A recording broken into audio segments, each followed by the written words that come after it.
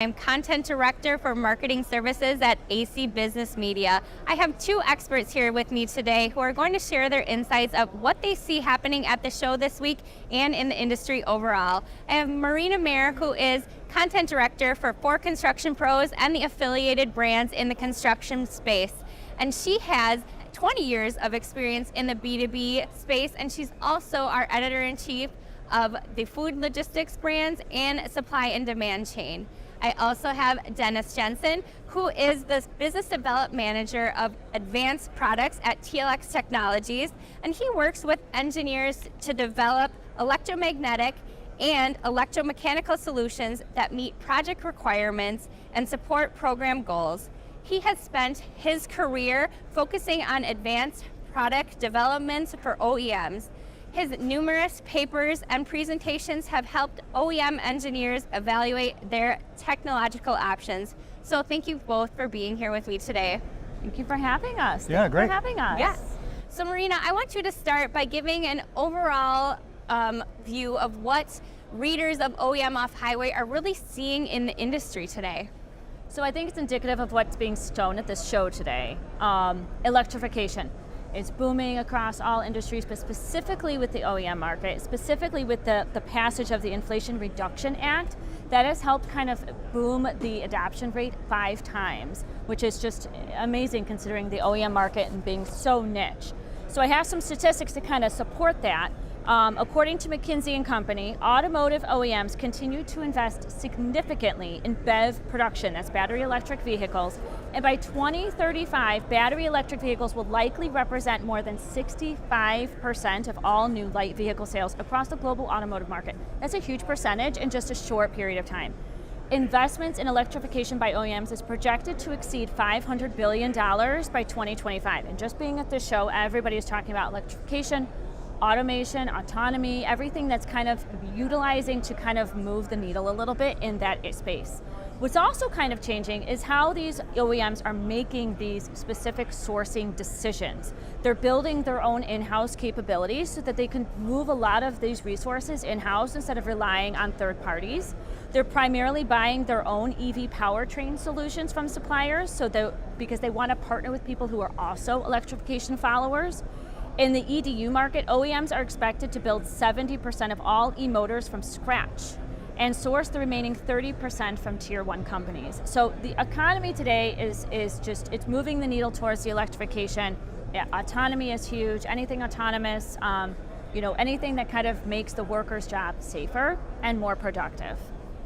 Absolutely, and you mentioned it, that the prevailing theme for this year's conference at IVT is that electric and hybrid technology. So Dennis, is there anything in particular that caught your attention this week surrounding that continued adoption of electrification in the OEM off-highway market? Yeah, it was really interesting for me because, and you kind of hit on it too, with seeing that autonomous technology. I've also seen a little bit of monitoring here. So I think it's valuable to be aware of what other technologies are out there, but I think we've got to focus on that initial powertrain decision. Because one of the things that kind of catches my eye is the idea of saying, for some applications, BEV is not going to work.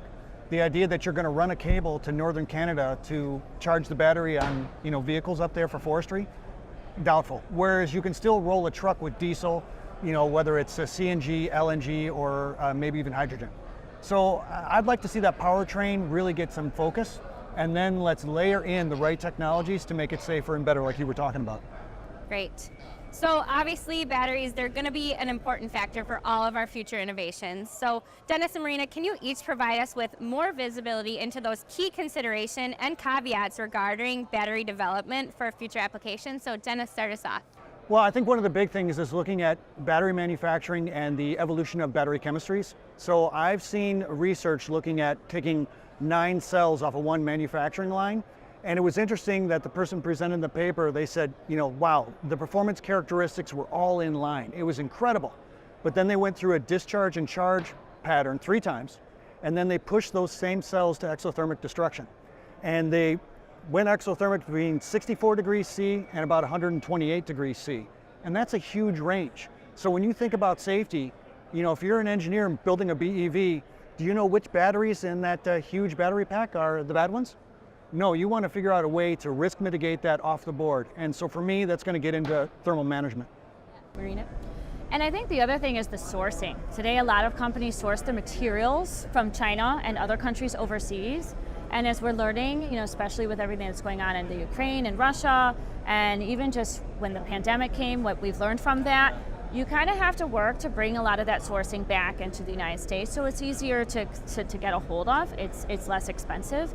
And when you're trying to build these products, and deliver to market, that impacts your kind of trajectory of how quickly you can do those. Yeah. So moving it kind of more in-house and nearshoring it, I think is kind of another thing to add to that. And let's get into some of those other issues and the unique challenges associated with electrification of the heavy-duty vehicles. So that relate to safety, and that's durability and performance. And what are the other factors that need to be considered? So Marina, let's start with you. So I think one of the things to consider is that in the OEM market, there are large pieces of equipment you're dealing with. Larger equipment kind of takes up more time to charge. It takes up more space. You have to find a spot for the charging equipment. It has to be in a spot that this large piece of equipment can access. And so I think that that's something people need to keep in mind. Like, electrification is cool, but you have to look at what product you're working with to see if it's even a right decision for you. Yeah, and I totally agree with that. I think that's 100% the big deal. That these OEMs now, they have to start conversations with the users, start examining total cost of ownership, and is it really possible, like we talked about with forestry? It doesn't make sense to charge it, or should we look at fuel cell, or should we look at some other powertrain that's going to be, in the end, better for the industry, better for the customer? Right. So let's talk about the path towards a zero carbon future. And a lot of people think that electrification is that best option. But is that still, that prevailing opinion in that heavy duty off-highway market, or are there other alternatives to consider?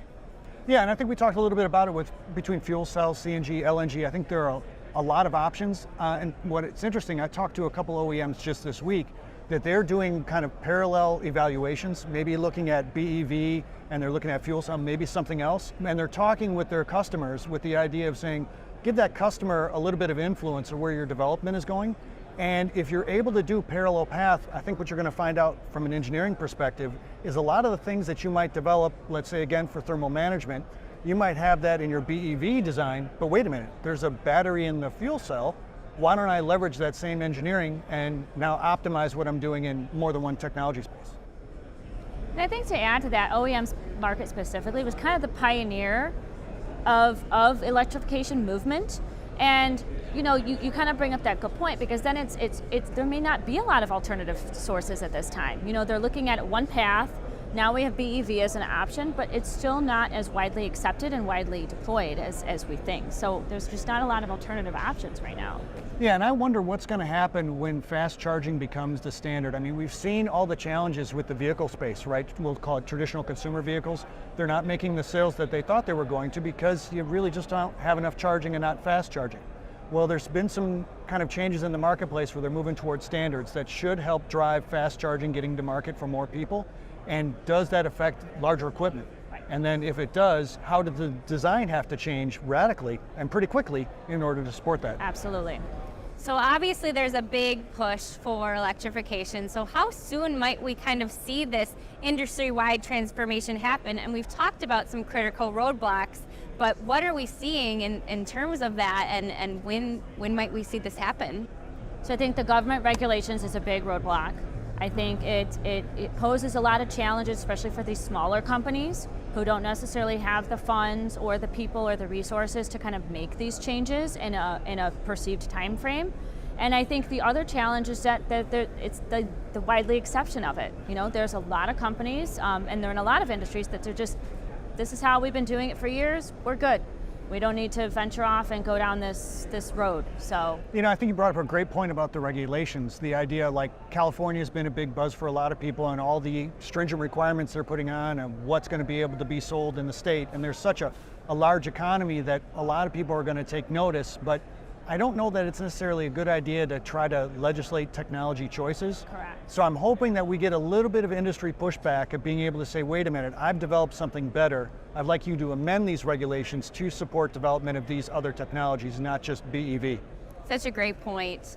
And Dennis, you mentioned how critical it is to understand thermal management needs of fast charging of these larger batteries. So could you say a little more about what engineers really need to understand as they design for these future challenges? Yeah, so the big thing from our perspective at TLX is we've done a lot of commercial and engineering research into supporting the future development for BEV and a lot of alternative powertrains. And from our perspective, when you look at the variance in cell manufacturing, the potential changes in cellular battery chemistries, you have to be prepared for that from an engineering perspective. And a lot of people are kind of shooting behind the duck. They're looking at what's been deployed in automotive or what's been deployed in other markets. Oh, I will just copy that. But static thermal management, the idea that you're going to have tube runs and a pump or a variable speed pump, and that's going to get it done. Okay, you might be able to limp through slow charging, but you are for sure not going to make it through fast charging. So what we've been promoting educationally is the idea of a shift to dynamic thermal management. It's going to affect the whole system, right? The layer one will be dividing up the larger battery pack into modules, and that way, if there are bad cells, it doesn't have a big impact as affecting the whole pack, and you can monitor those smaller modules much more closely, and then you're monitoring the rest of the vehicle, whether it's the inductor, the e-motor, the electronics, the cab, it doesn't matter. It's the idea that you send that data to the ECU that's making logical based decisions of saying, I have module 2 not performing optimally. It's getting a little hot. I want to provide more coolant. Oh my God, I'm in North Dakota in the middle of winter and they're going to fast charge me. I need max warming to prepare for that fast charge. And likewise, when you think about how all the other components are affected, I mean, GM is famous for saying that their goal is to maintain a 3 degree of optimization of temperature across the entire inside of the vehicle. Let's have that as a goal for these heavier equipment. We can do it. The engineers can design it. We just have to support this migration to more dynamic systems.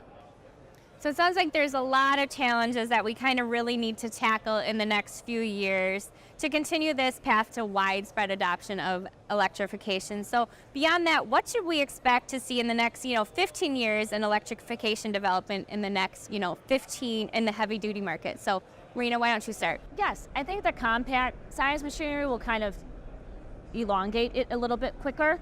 I think they're going to tap into it faster just because of the size of the infrastructure of the piece of equipment. But I do think that the challenges still reside within the government, and I think every state has different rules, every country has different rules, and then you're dealing with companies who, you kind of touched on it, are dealing with different factors such as temperature. Is the piece of equipment being used indoors or outdoors? Is it for agriculture or mining?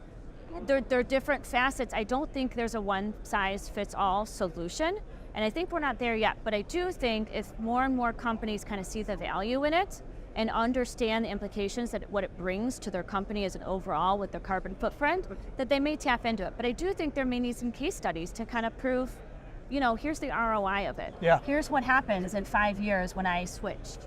I don't know. What do you think about that? Well, I agree with you 100%, but rather than just kind of pile on, because you said everything perfectly, so there's not much. There's not much to add. Done. So yeah, moving. What hit me from what you talked about earlier when you mentioned autonomy, and of course, 15 years from now, what I think is interesting that as people do, you're going to have no choice. You're going to have to go dynamic thermal management to support fast charging. But as you figure out all this sensing, collect all the data, manage all the logic, the next big leap is just getting the data out and then leveraging AI against it. Now imagine the safety return on investment and the value to customers where all of a sudden they're getting 1, 2, 3 week warnings about possible maintenance or possible outages or possible battery failure. That's totally going to change how the system operates. It's not just safety, but it's efficiency of everybody involved. So that's something in a 15-year window. Again, if we get regulations in line and the government allows people to innovate, I think we're going to see that kind of reward. Great. Well, obviously, this is a big conversation and one that we're going to continue to have and continue to cover on OEMoffhighway.com. So thank you both for joining me today. Thank you. It's been great. Thanks. Great.